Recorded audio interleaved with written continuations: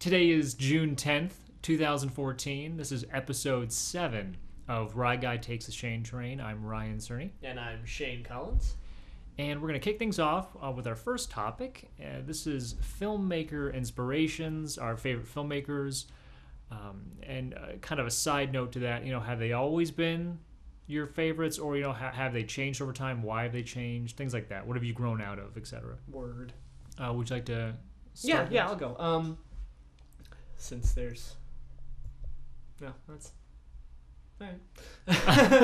I was going to say something else, but then my mind just trailed off. I'll say one of my big inspirations, or a filmmaker that I was like really into back in the day, like high school times, like when I was first really starting to get into films and then some, was Wes Anderson. Mm-hmm. I was really into his movies, and he was a big inspiration for me. I wrote a bunch of papers on him in high school for whatever high school film class we took, and the language of film, if I'm not mistaken. Sweet class. Yeah, sweet class. And then I wrote more papers on him in college and in our film classes there, and I don't know, just that's when I was big into the whole like indie movie, like weird type thing. That was quirky type stuff, and I still like that stuff, but it's to a degree, where it kind of plays into the second part of this question, is sort of like run its course. It ran its course, and now it's just sort of I'll use this phrase that I haven't used in a while: catch as catch can. Oh, yeah, I love it. In terms of where I get inspiration from, because for me now it's more visual inspiration, other than like story or theme type inspiration, because that's more towards what I work towards. So I found myself. I also was thinking of Anthony Dodd Mantel, the cinematographer who did 28 Days Later, and he did. Did he do $1 Million? Maybe Millions. No, Slumdog Millionaire. Yeah, Slumdog Millionaire. He also did. Did he do Millions? He probably did, because it was So he's Danny Boyle's like go-to cinematographer, or has been. So he was a big inspiration for me too. I think I wrote like 90% of my papers in one of my classes on the cinematography of 28 Days Later.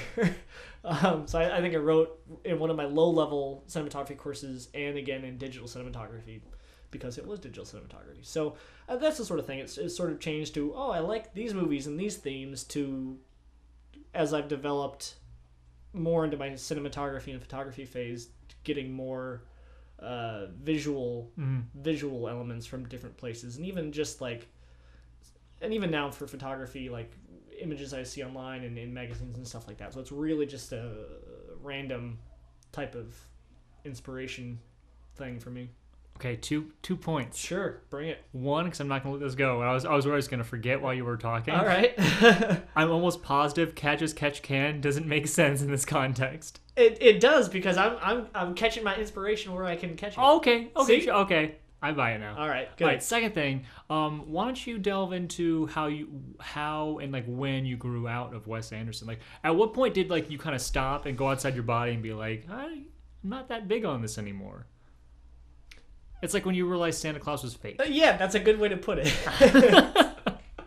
I think it wasn't necessarily Wes Anderson, but it was that soul, like quirky style type deal, and that's Wes Anderson. Yeah, well, yeah, but I think it was like me trying to do my own movies for my production classes. Okay, sure. And like me trying to emulate that style. I remember I did one with Bo where he's like writing a letter, and I guess I remember that one. Yeah, yes, and that was really the lean into the whole like, I'm gonna try to be different and weird. But on looking at it, I haven't seen it in years, but upon looking at it, I was just like, wow, this is really a Columbia College movie, and just I remember something about that. I was just like, well, maybe that's just not my thing. I tried it and it was fine, and then sort of after that, that whole sort of idea lost its luster. I still like those movies, but something about me trying to do my own version of that sort of drifted me away from it a bit. So it's if more. that makes It's yeah. It sense. was more fun to watch. Exactly. Yeah. It's like so many things. Yeah. Okay, well, fair enough. Anyone else you want to? So like, let's talk about real quick then. What's the cinematographer's name again for Danny Boyle? Anthony Mantel. When was the first time you saw 28 Days Later? Oh my gosh, I don't even know. I'm sure it was high school. I'm sure it was high school, and it was probably with you. I would I would think. Maybe, but I almost feel I like don't you think- you saw that on your own. I might feel. have. I don't think I saw it in theaters. I'm pretty sure I didn't see it in theaters. I don't know. Something like watching that, and yeah, it's a horror movie. It's a zombie movie. It's really cool, but just Not a zombie movie. well, all right, fine. It's, You not, know it's that. an infected. I did. That was a misstep. That was a misstep. It's an infection movie, you know. But all that aside, just seeing, just like I remember, like there's this one shot that still confuses me in it. That's really cool. It's that one panning shot of the skyline, and you can see that guy's face kind of down in the corner, and then it pans down to him in a very confusing sort of. I'm not sure if it's some weird like tilting reflection shot they did, or if it's just a weird composite shot. I don't know. It confused me, but in that like confusion, I was just like, this guy's cool, you know. And all the different other little things that he did, like that really wide shot where they're driving down the car and the flowers.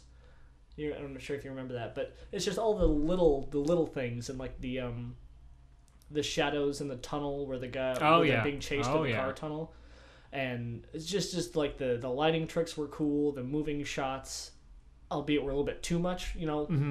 The handheld less so than the second one, which was 90% running while Shaking not him. being shaking him, but not looking through the viewfinder. But I mean, it's just the themes and the visuals both struck me as like super like powerful.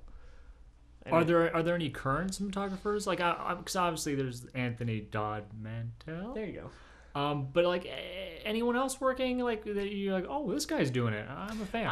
I'm sure there are, but I'm never one much for like notating names and being like, this guy whose name is this did this. I just like seeing things and being like, oh yeah, that's cool over there. So it's a very like formless type of visual inspiration that I get. All right, fair enough. Yeah. All right. Well, for me, I've always had not always, but for the longest time, I've had kind of my trinity of filmmakers that I've always enjoyed, and who have kind of been my big inspirations: George Romero, Sam Raimi, and Peter Jackson. And they all sort of formed into like this Trinity of Power. Like kind of, I want to say around the fifth grade for me, because that's when I really started paying more attention, I guess, to the movies, and really being more interested in like the behind the scenes and stuff like that. So that's when George and Sam were in the mix, and then Peter Jackson came along right when Lord of the Rings started, and not necessarily because of the Lord of the Rings movies, even though those are great movies, but when I realized he was the one who did The Frighteners. Sweet movie. Yes, and they had released, to piggyback on Lord of the Rings, Bad Taste and Dead Alive and things like that. And so because of Lord of the Rings, all of his older horror work kind of got a second life. Right. And that's when I came in. So that was like freshman year of high school or something like that. And he just blew my mind. The films he made, when he was younger, the horror stuff.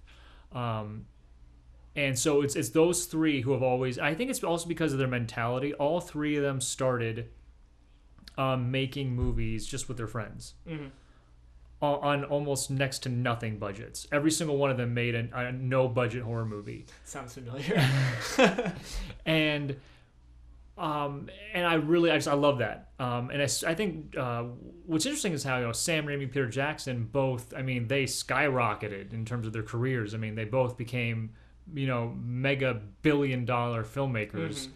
And then George always stayed very small. Like he never liked. He's alive. He still doesn't like the Hollywood machine. He's always avoided that. There was in one documentary he's interviewed, and he's talking about like how sure he'd like to make a Batman movie or something like that. Like that'd be fun, but he doesn't like all the eyes that come with money, and they're like people over his shoulder telling him what to do. And like he's he's always like at the $10 betting window, like he doesn't want to bet too much. Because I want to say, even though I can't back this up with fact, but I think Land of the Dead was his biggest budget. Yeah, that makes sense. I was thinking of that too. Yeah. Yeah, and that's not saying much. He's always been low budget, and I think his philosophy, even more than Sam Raimi and Peter Jackson, I just enjoy his of making movies with your friends. Because that's always the feeling I got from watching the behind the scenes, especially like on Dawn of the Dead and Day of the Dead, all these people coming together and making a movie, and it felt more like a ragtag group of people, not some Hollywood production, which I really appreciated. Yeah. And so there's those three, and there's always, I'd say those are the ones that influenced me, because what's odd, kind of the cliche inspiration, Steven Spielberg isn't really, I don't know about you, but like he's not really when I watch his movies, I don't feel like, oh my God, I want to make a film now. After watching his movies, I never feel like, I just feel like, oh, that was a good movie. Yeah, exactly. I'm never inspired by his movies, and I know there are thousands upon thousands of people across the world over the years who have been inspired by Steven Spielberg. But it's like a cliche like that. Like he's never really. Yeah, I agree. Every single time I watch Bad Taste, Evil Dead, and Dawn of the Dead, every single time I watch those, I feel like, like that inspires me. That makes me think, making a movie, like that's what inspires me, not, like Indiana Jones or... Yeah, Forrest Gump or anything. Well, he didn't direct that. Well, though he may have produced it. He had something. That was Robert Zemeckis. It was Robert Zemeckis, yeah. So yeah, I would say those are mine. I don't feel like I've ever really grown out of a filmmaker that I've liked. I mean, there are so many, and primarily in the horror genre. In terms of real inspiration, which I don't know what that means. I guess it's because, I don't know, horror's always just seems so more accessible, and I don't know why. Is there anyone outside of the horror genre that you would get inspiration from? There are so many filmmakers I appreciate and like, but in terms of who I truly follow, I mean, I'm sure there are, and just at the top of my head I can't think of them because you've given me a curveball. My head was such in the stuck in the horror genre. I'm trying to think. I'm trying to think of like filmmakers who. All right, let's go with movie outside the horror genre that inspired you. Okay. Shit. I was gonna say, even though more recently, an example, Ben Stiller as a filmmaker. Oh sure. I truly believe he has not made a bad film yet. Yeah. Whenever that man directs a movie, I think it's fantastic. Yeah, so like The Secret Life of Walter Mitty. Yes, and Tropic Thunder, Cable Guy. The guy. I haven't seen a movie in forever. It's awesome. It is awesome. So I mean, like he would be one, I suppose, outside the horror genre. Sure.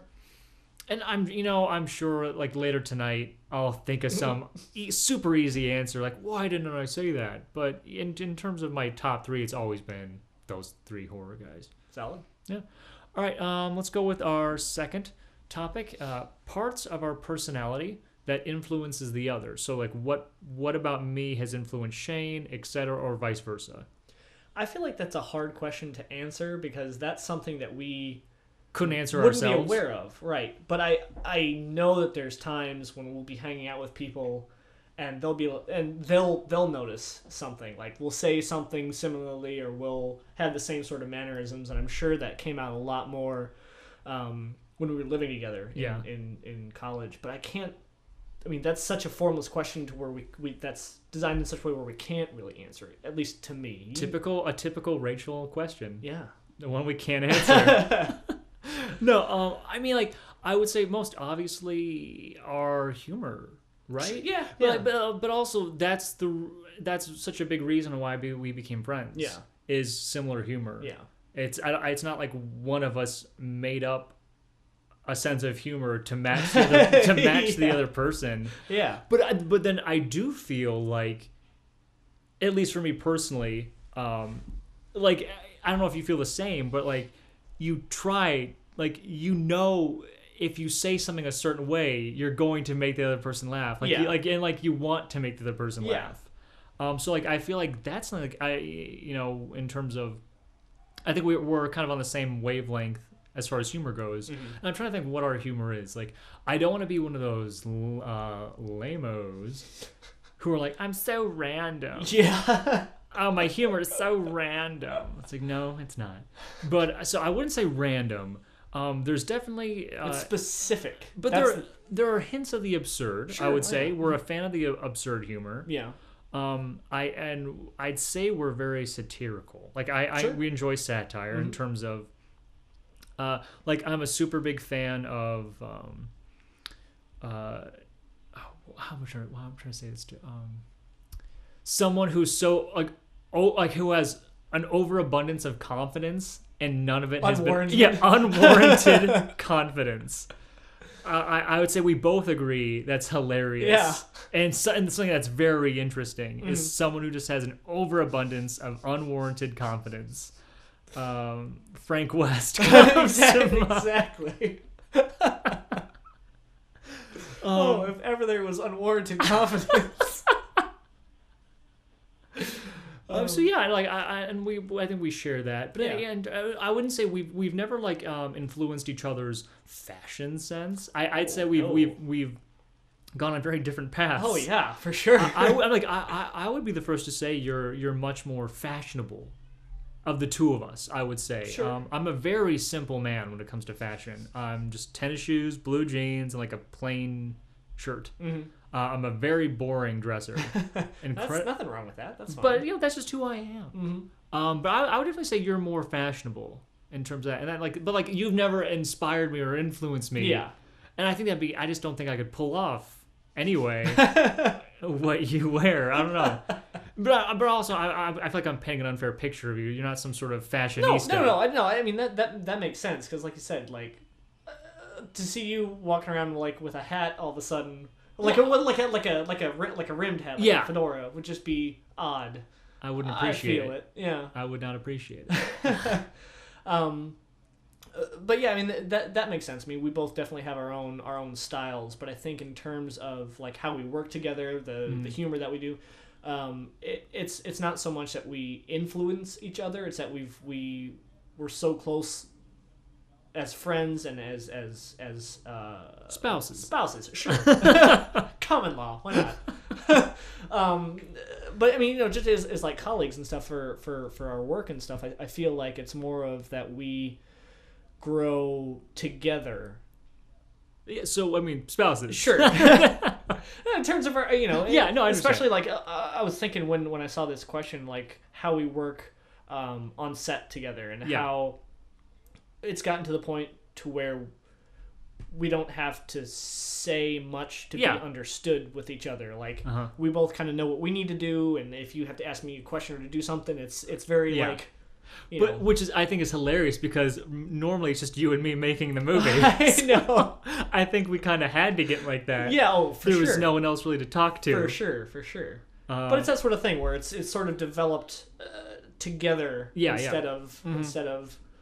Well, we would not have been friends as long if it didn't gel. That's very true. Especially living together. It's that thing where don't live with your best friend. You'll hate each other. And and for us, I think that didn't. I mean, obviously that didn't happen. It's sort of a thing where it worked very well because, like you said, we do have our own styles and our own lives and stuff like that. But as a team, we sort of, But also, we don't push things in terms. I feel like we don't push our relationship. Like what I mean is like, I think if we felt like there needed to be space or boundaries, that happened. I mean, like, because I'm just thinking of like our last year living together. You had your own room. Yeah, my closet room. You had a closet room. So like, I mean, like, so it's like. We like it's not like we were in each other's faces. Yeah, but it was very. It was very natural. Yeah, I'm not saying we like had a fight. Yeah, you moved to the closet. But we didn't force things. Oh yeah. Was what I'm trying to say. Yeah. I'm trying to think of like what other ways could have we, because influence fashion, Humor is always the big thing. I think if anything that has been influenced, it's just like picked up mannerisms, like something that you'll say or a way that you'll say something. I'm sure that I've picked up, but I feel like we both. I mean, I probably do this a little bit more now, but I think we both, when we do an impression of someone, have one eye slightly closed. That's true.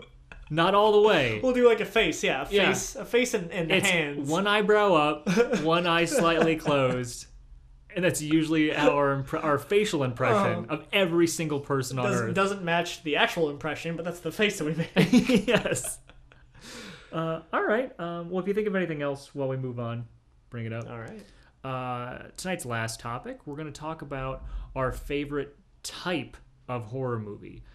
So, I mean, the horror genre is huge. Mm-hmm. There's so many different styles and, well, I guess, like subgenres, if you will. Mm-hmm. So, do you want to go first? Do you want to kick off kind of what type of horror movies do you appreciate over others, or what type of horror movies do you just, like, do not like, you don't have time for? Well, I think it'd be easier to say the ones that I don't like, just because that makes more clear sense. That's a smaller list, or is that a smaller list? Yeah, it's a smaller list. But I'd say like the torture porn type of movies, like Eli Roth, like the Hostel type movies.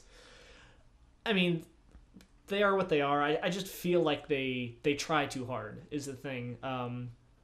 Like for a horror movie to be good, it definitely doesn't have to show everything and have the buckets of blood and then and heavily focused on that, and it definitely can. In some of those other movies, it definitely can be gory. That's not a bad thing, but when you can see a movie and just kind of feel like it's trying way too hard to get that shock reaction, that's when it loses me, you know. See, I don't. In terms of genres and types of horror that I really do like, it's sort of it shifts and changes depending on what I'm watching. I mean, I like a horror movie that's got a little bit of like humor to it, a little bit of comedy to it. You know, I haven't seen this movie in a long time, but like Feast comes to mind. Oh hell yeah! So something that like that one part where the guy comes in and he's being all badass. I'm the guy that's going to save your ass. And he gets sucked out the window and eaten by the monster right away. It's just like stuff like that that's definitely like horror and can be scary and very visually like interesting, but still at the same time be lighthearted enough to kind of have the mixture of the two, you know? Mm-hmm. You brought up torture porn, and I'm going to actually disagree with you on something you said. You said that they try too hard, and I think they don't try hard enough. Because it's super simple to have some effects company go, here, make a fake angle. We're gonna spend 30 minutes just on a close up cutting it up, and you keep pumping the blood. Yeah, like that's nothing. There's no skill. Yeah. There's no finesse. Yeah. That's boring. Well, that's the thing. I didn't mean trying too hard in terms of like trying too hard and skill and preparation and stuff like that, but just like the feel trying too hard. You know. Yeah, no, I couldn't stand. I only saw the first Hostel. I never saw the second or third one. Just such a terrible movie. Just a terrible movie. It was like 45 minutes of them on vacation, and then like the last 40 minutes, it's just nonstop, just sitting there watching these people get mutilated. It wasn't interesting. It was just gross. Yeah. And so yeah, I wasn't a big fan of that. Yeah. I guess if we want to go, well, we'll stay on the negative thing for a little bit. Yeah. I'm not a fan of Japanese ghost. Movies. There you go. The like actual Japanese ghost movies or their American remakes. I've never found them scary. A little boy meowing is not scary. Painted in blue paint. Yeah, like that's I don't get it. Everyone thought, oh, The Ring is so scary. No, it's not. Is The Ring 1 or 2 where the horse breaks its neck? It's the one. No, it jumps off the back of the boat, doesn't it? And it breaks its neck on the way down. Yeah, and then doesn't it get like chopped up by you just see the horse bits in the water or something like that? Yeah. But all I can remember is the horse breaking its neck on the way down on the boat, off the bow. The back of the boat, which is hilarious. Like that's awesome. I think in the second one there's something with deer. I never saw the second one. I've never saw the second one either. So I just can't stand Japanese ghosts. And oh god, there was for a while there from like 2003 to probably 2010 10-ish, like that 7 years, there was that just deluge Mm-hmm. of American remakes of Japanese horror films, Mm-hmm. and they were just god awful boring. Like there was one with, what is it, Jennifer Connelly? Like, and if I'm not mistaken, Dr. Brule was in it too. Steve Brule. It was like Dark Rain or Dark Water. Dark Water or something like that. And it's like just like muddy, like the dirty water in the apartment building that was Yeah. like haunted and killing people or something. like honestly, watching that trailer, did they honestly think, wow, this is gonna bring the audience in droves, like muddy sink water? We're gonna make people afraid to drink some water. It just so yeah, no, I really don't appreciate those. But what I love, slasher movies. Mm-hmm. Love slasher movies. The 80s, the golden age of the slasher film. Freddy, Jason, Michael Myers, Leatherface, Pinhead, just the classics. Love all those movies. Love them. Zombie movies, obviously. Zombie movies are huge for me. George Romero, like I was talking about.